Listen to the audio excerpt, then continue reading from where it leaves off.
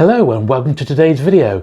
So today we're going to start a brand new series where I'm going to look through the first 1000 Penguin main series titles in order, 100 at a time. This is part 1, so we're going to be starting with book 1 from 1935 and we'll work up to book 100. So that's going to be the subject of today's video. So sit back, relax and let's get to it.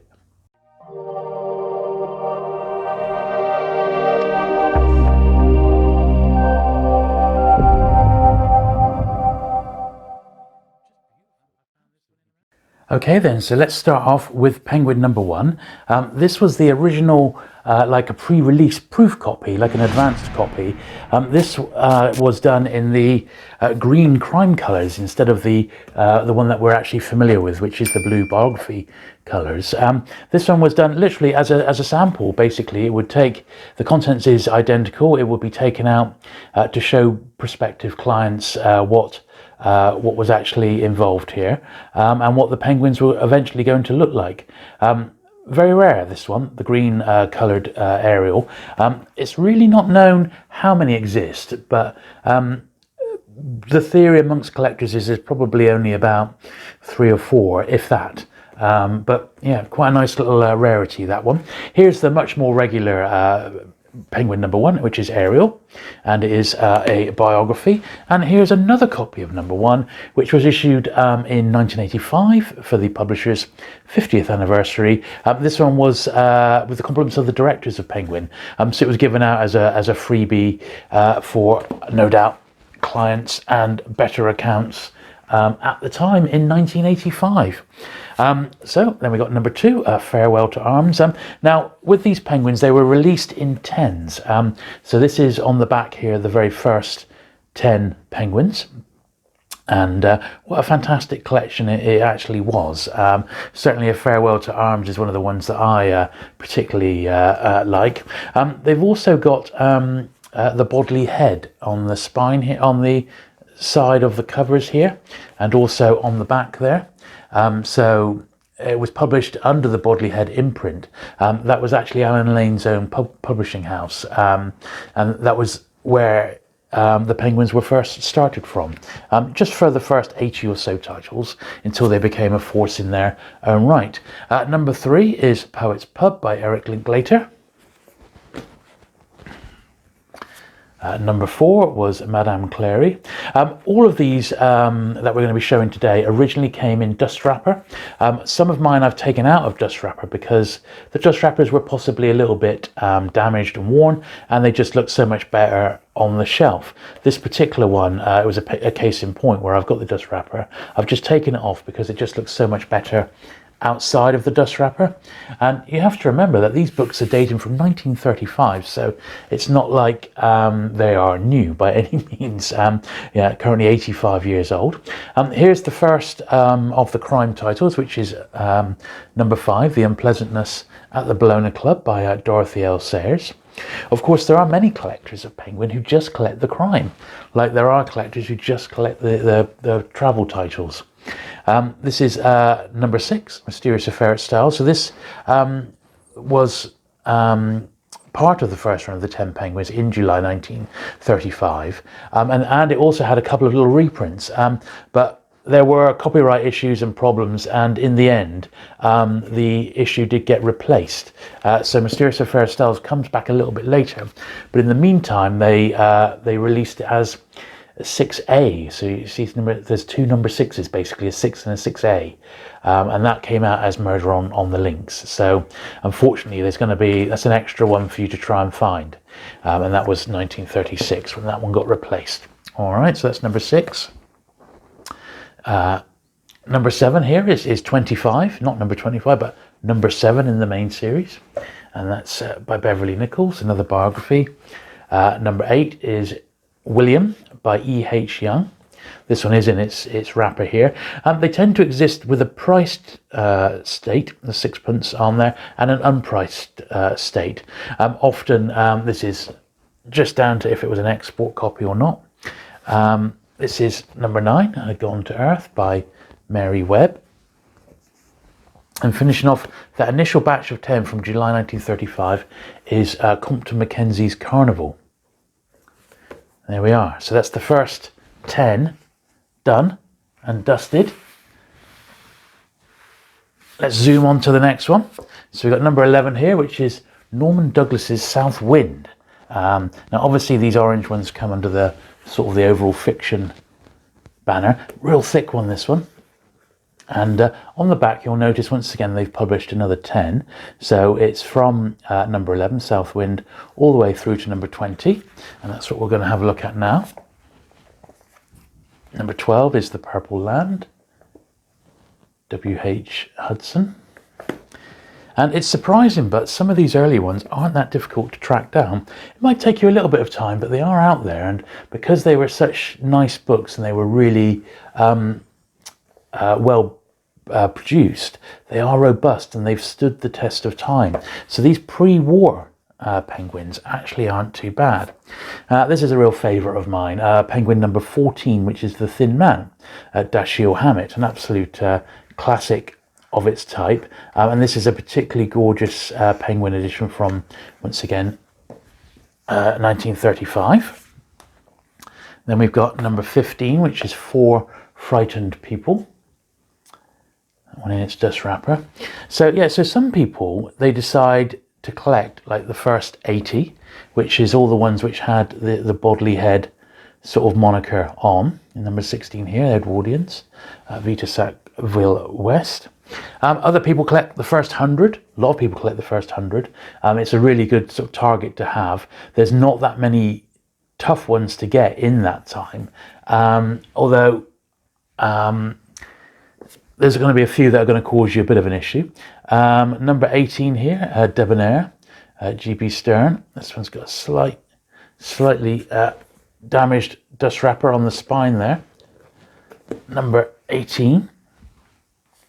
Number 19, Strange Case of Miss Anna Spragg. I have read a proportion of the first 100. I've probably read about 20 of them. I've read all the crime ones and some of the travel and adventure ones. There's a really nice H.G. Wells in there coming up, which I particularly like. So there is number 20. So that finishes the second batch of 10. Then we'll go straight on with 21. Which is Our Mr. Wren by Sinclair Lewis. Now, this was, once again, just a straight fiction title, but on the back, it does now list, once again, number 21 to 30 in the main series. Let's make a bit of room. I'm going to be doing quite a bit of that as we go along. 22, not a greatest of copies, but Dr. Sarah Cold. Quite a tough one to get if I've got a duffer copy of that one. 23, Esther Waters, George Moore. Quite a few of these I have on my list of upgrades. 24. Of the first 1,000, as it stands right now, I need just, I think, about 15, so I've got about 985 out of the first 1,000. I need 10 under 500, most of them wartime issues. So if we go along and we see one that I haven't got, I will obviously pop in a picture. I do, however, of the first 100 absolutely complete now. Number 26 is Oddcraft, W.W. Jacobs. You'll see some of these are in wrappers, some of them aren't. This was a great favourite of mine and one I particularly was pleased to get because I do love P.G. Wodehouse, and that's My Man Jeeves, and this is Wodehouse's first appearance in Penguin. He certainly has many more to come, but this was the first one, and then there was a gap of about almost 15 to 20 years. Not 100% sure why that was, whether another publisher had the rights. I know there was a couple published in the early 50s by Pan Books, which I've got, but I don't know why it took Penguin so long to fully embrace Wodehouse, and then the floodgates were opened. But I love him for sure. Number 28 here is The Owl's House. Of course, a lot of these are absolutely completely obscure books now and don't really warrant much reading today. This is the first time, so this is Penguins 29 and 30. So this is what the book was of such length that it was released in 2 parts, this autobiography. So that's why it is as it is. It's in 2 volumes. There's a few more that we'll see like that later on. There's even a triple volume later on. But then it does go into where we have like extra thick thick books. So we're going to do the last batch of 10, which is numbers 31 until 40. And then I'm going to pause and I'm going to make us a little bit more room so we can crack on with some more. So from number 31, this is a real favourite of mine, and this is like in the cerise colours, and it's H.G. Wells's A Short History of the World. Now this particular one gets re-released later as Pelican number 5, but when it obviously at this point Pelicans didn't exist, so that's why it's in this form now. Really nice copy of this one, and certainly a favourite Penguin of mine. I do love all H.G. Wells, even his non-fiction. This is 32, Wayward Man, St. John Irving. And number 33, Anna of the Five Towns. Anna of Five Towns by Arnold Bennett. All the copies that you see here are first Penguin editions. Number 34, H.C. Bailey's Mr. Fortune, Please. I do sometimes keep reprints, but because just for space, I've had to sort of cut down on the amount of reprints that I've kept. We are into 1936 now for number 34. And Penguins are already a real presence on the bookshelves in bookshops. Number 35, The Rocklets. 36 is Almayer's Folly, by a classic by Joseph Conrad. And you see these are all still beautifully numbered on the spine, which is another reason why I guess they're so attractive to collect, because you just want to get the full set. Pilgrim of a Smile, number 37. Number 38, Walter de la Mare, The Return.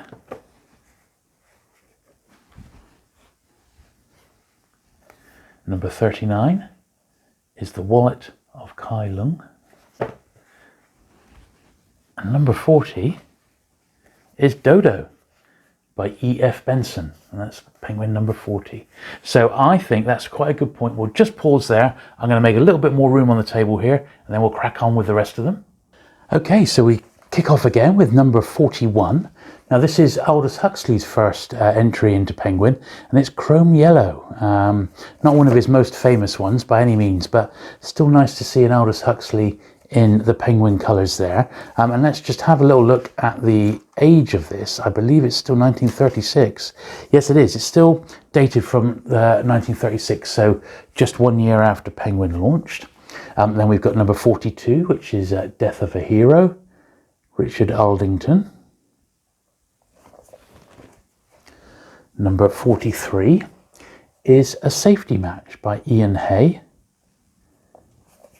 Those last three have all been in dust wrappers, and on the back of the dust wrapper here you'll see that they've got from number 1 up to number 50 now. I guess one of the things they'd like people to do is well, A, have lots of choice, but B, potentially collect the lot. There were certainly people who did that back in the day. Number 44 is A Cuckoo in the Nest, and because they're numbered, they do lend themselves very well to collectors collecting them all. They want to get every single number, and that's continued to this day. Number 45 then, The Glen O' Weeping, Marjorie Bowen. Number 46 is A Hind Let Loose, C.E. Montagu.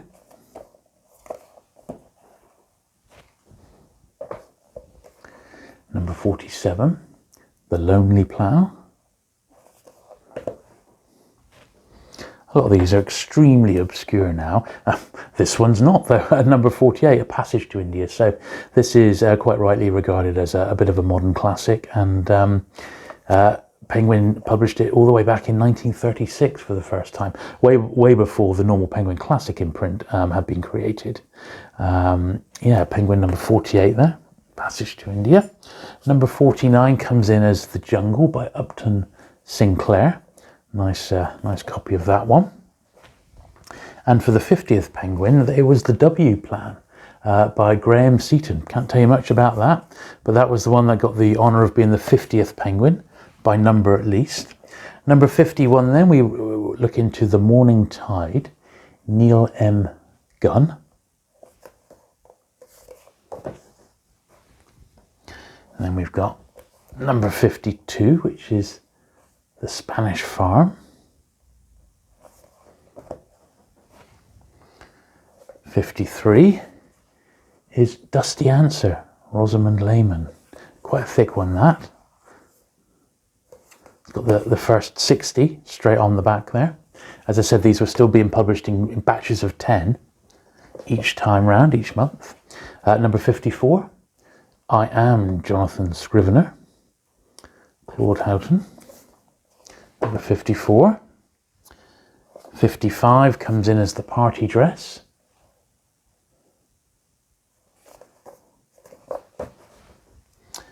56 is The Hounds of Spring, Sylvia Thompson.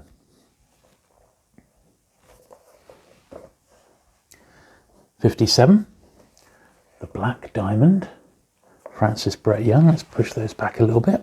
Francis Brett Young. 58, we've got a nice crime title, The Poisoned Chocolates Case, Anthony Berkeley. Real classic crime, this one. Penguin, I guess, must have lost the license after the license to publish this one, because it does appear as an early Pan book, number 58 here, The Poisoned Chocolates Case. Number 59 is Three Wives, Beatrice Keane Seymour. Number 60 is quite an interesting one because it's the first in the Travel and Adventure series with this bright cerise colours. Once again, there's actually a whole website devoted just to collecting Penguin Travel and Adventure books. And although some of them are incredibly difficult to find, the wartime ones, it is an incredibly rewarding task, particularly if you're collecting them to actually read, because travel writing itself is such a fascinating I find such a fascinating subject. And these historical travel books, well, they're almost like little time machines taking you back to a time no longer with us. Penguin 61. So this is a reprint now of The Mysterious Affair at Styles. If you remember, the book originally came out as book number 6, but it was replaced by Murder on the Links, which is number 6A. So this now is the re-released number 61. Number 62 is The Missing Moneylender, W. Stanley Sykes.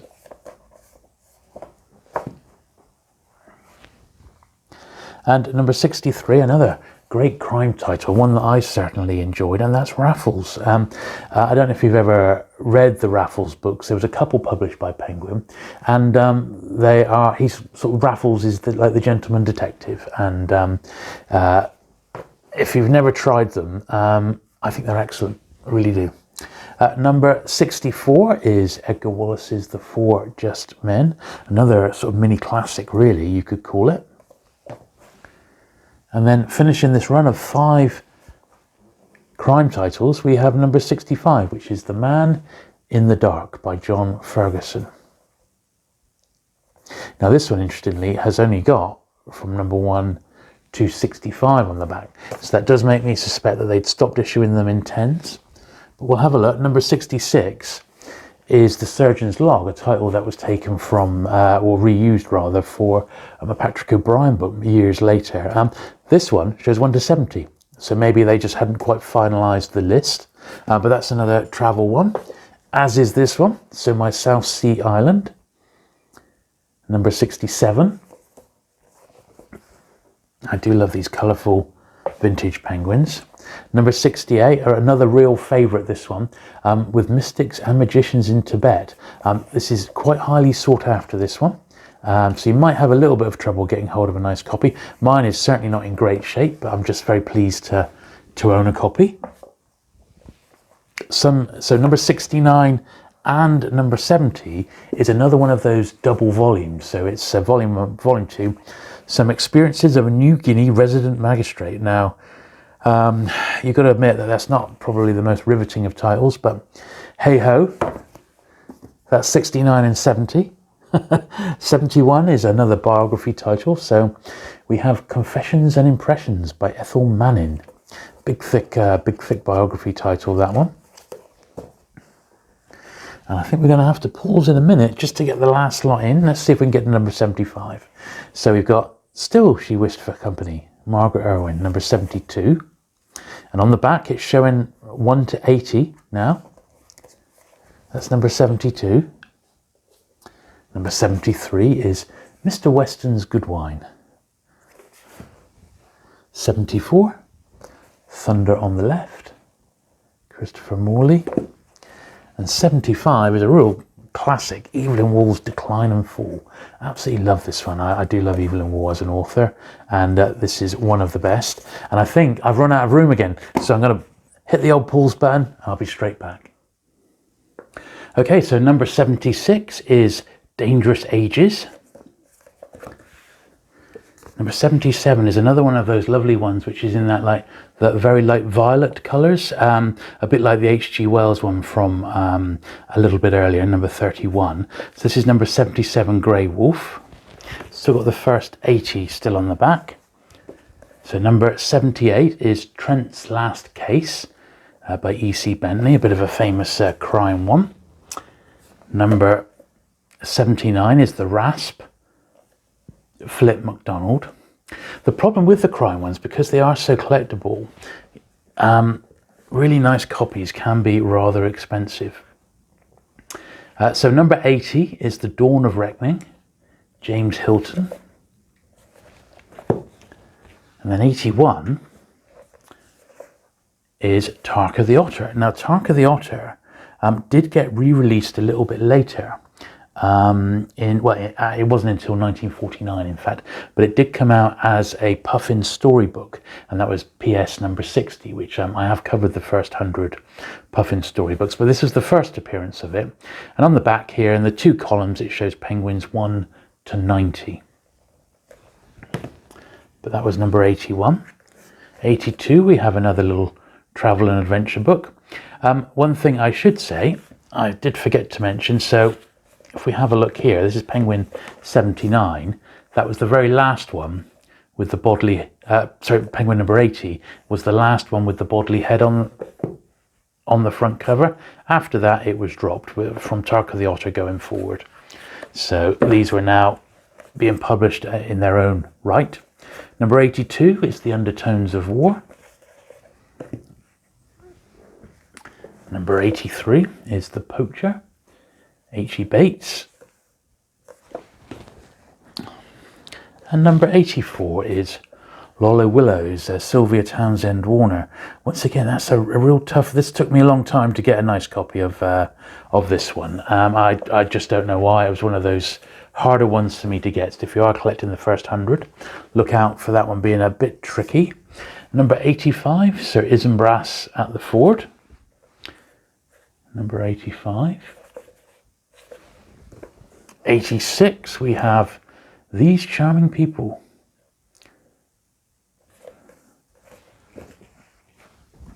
87 is Greenery Street. Not the greatest of copies, that one, but once again, I'd rather have like one of each and then try and upgrade the collection, you know, the slightly rougher ones. I do have a little list of my worst condition penguins, just in case I am out and about or I see a first edition in nice condition. This is 1937, this one, the Green Lacquer Pavilion, and that's penguin number 88. Number 89 is Back to Crime again. Documents in the Case. Definitely one of the easier early crime titles to get, this one. You see this one quite often. So my suspicion is that it had quite a large print run, this particular one. Still very good all the same. That's number 89. And number 90, Sandfield Scandal. Richard Cavern.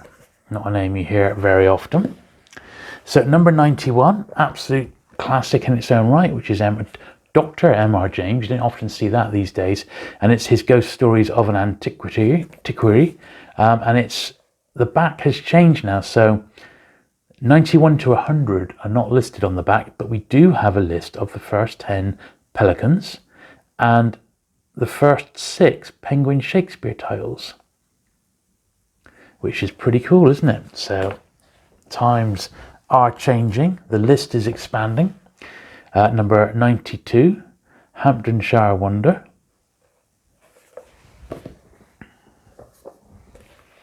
93, Wild Strawberries, Angela Thirkell. Same back. And where are we? Yeah, 1937 still. Number 94 is Saturday Night at the Greyhound, John Hampson. Another classic, number 95, The Man Who Was Thursday by G.K. Chesterton. Really nice copy of that one. Number 96 is Selected Modern Short Stories. So this is the first anthology selection by Alan Steele. Some interesting authors there. Once again, you got H.E. Bates again, Leona Flattery, Rhys Davis. That's number 96. 97, Some Experiences of an Irish RM, Somerville and Ross. The Last Crime one for the first 100, which is number 98. So The Murders in Praed Street by John Rode. Now, number 99 and 100 is a double volume again. So you see it's The Worst Journey in the World. And this was Scott's expedition to the South Pole. And it came out as numbers 99 and 100. But, and when were these dated? I think this is the tail end of 1937. Yeah, so tail end of 1937 as 2 volumes. And then it did eventually come out as a 1-volume edition, which is this one. This has got the double penguin on. Came in a wrapper. I think these were about 1946. 1948. There we are. So initially in the 30s, it came out like that. 10 years later, well, 11, they released it as the 1-volume edition, when I guess after the war paper rationing wasn't so much of an issue. But that concludes the first 100 main series vintage Penguin paperbacks in first edition.